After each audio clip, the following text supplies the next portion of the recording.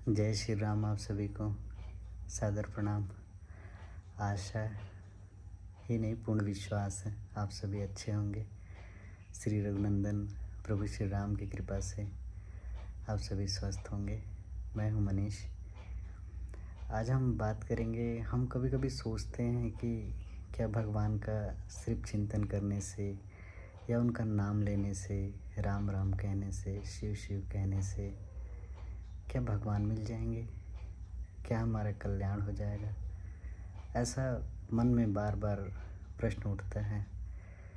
मैं बाबा तुलसी द्वारा रचित मानस पढ़ रहा था, उसमें एक प्रसंग आता है और मैंने पढ़ा और समझा कि रावण के भाई जो विभीषण थे, उनके और प्रभु श्री राम के प्रिय भक्त, अनन्य प्रिय भक्त और वानरों में सबसे अगण्य और वीर श्री हनुमान जी और विभीषण का जब प्रसंग में पढ़ रहा था, उनके बीच में वार्तालाप पढ़ रहा था, तो हनुमान जी जब लंका में प्रवेश किए और अचानक से उन्हें वहाँ पे राम राम भजने का कोई चिंतन कर रहे हैं, मनन कर रहे हैं और ऐसी आवाज़ सुनाई दी जैसे कोई पुरुष वहाँ पे राम राम का कीर्तन कर रहा हूँ, प्रभु श्री राम का नाम ले रहा हूँ। उन्होंने सोचा और मन ही मन यह विचार किया कि यह तो राक्षसों के समूहों का देश है और यहाँ पे इस स्थान पे प्रभु का भक्त कौन हो सकता है। तो वे मन ही मन विचार करते हुए, और चूँकि वे वानर के रूप में थे तो वे साधु का रूप धारण करके ब्राह्मण के रूप में उनके घर के पास गए और उन्होंने जब पुकारा तो विभीषण जी उठ कर आए और उन्होंने प्रणाम किया और पूछा, आप कौन हैं? और इस रूप में दर्शन दिए। तो उन्हें भी बड़ा संदेह हुआ। वो बोले कि कहीं आप कोई संत हैं या प्रभु श्री राम के प्रिय भक्तों में से कोई भक्त हैं उनके, या फिर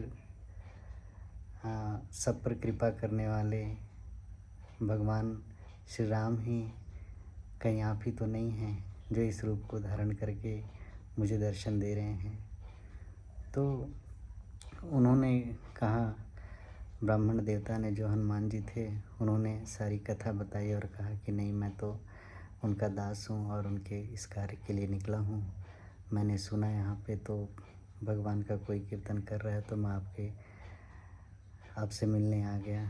तो वे फिर जब ऐसा बोले तो उन्हें बड़ी प्रसन्नता हुई कि चलो प्रभु के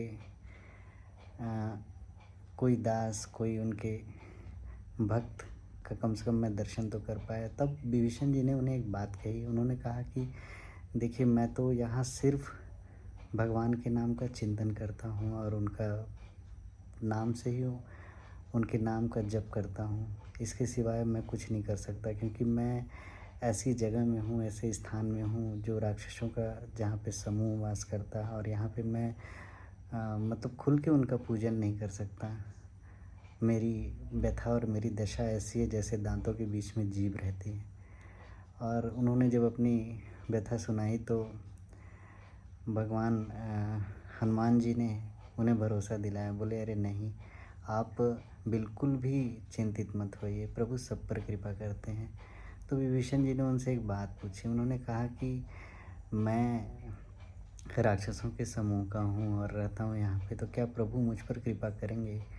क्या वो मुझ अनाथ पर, मुझ यहाँ रहने वाले पे, क्योंकि मैं ऐसी जगह में रहता हूँ कि प्रभु तो शायद ही मुझ पर कृपा करेंगे। तब उन्होंने कहा, हनुमान जी ने उन्हें भरोसा दिलाया। बोले, देखिए, मैं तो खुद ही एक वानर हूँ और वानर होने के नाते बाबा तुलसी ने लिखा है कि हनुमान जी कहते हैं कि मैं एक वानर हूँ और मेरा कुल भी बहुत छोटा है, कोई मैं महान कुल का जाति का नहीं हूँ और ना ही मैंने कोई इतने अच्छे कोई कर्म किए हैं, परंतु मैं प्रभु के शरण में गया और मेरा तो वानर नाम भी अगर कोई ले ले तो उसे दिन भर आहार ना मिले, उसे भोजन ना मिले। मैं तो ऐसा हूँ, परंतु जब मैं प्रभु के शरण में गया तो प्रभु ने मुझे अपनाया और उन्होंने मुझे यह कार्य सौंपा है। तब विभीषण जी को बहुत विश्वास हुआ और उन्होंने मन ही मन सोचा।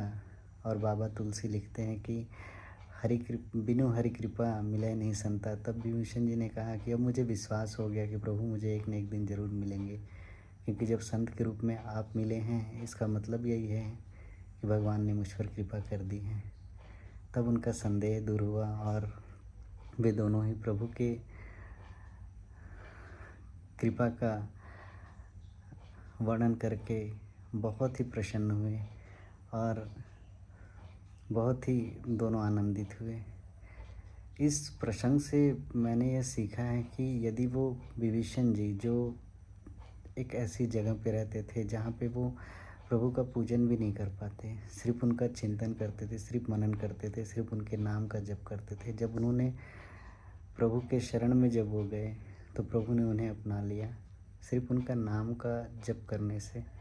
तो हम तो मनुष्य रूप में हैं, अगर हम भी करेंगे और प्रभु का नाम लेंगे तो ज़रूर प्रभु हमें भी अपनाएंगे और हम पर बहुत कृपा करेंगे।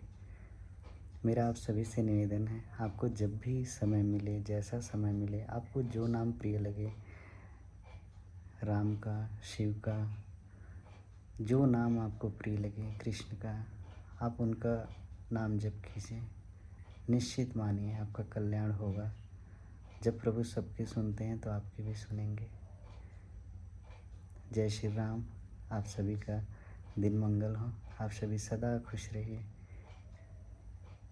जय श्री राम।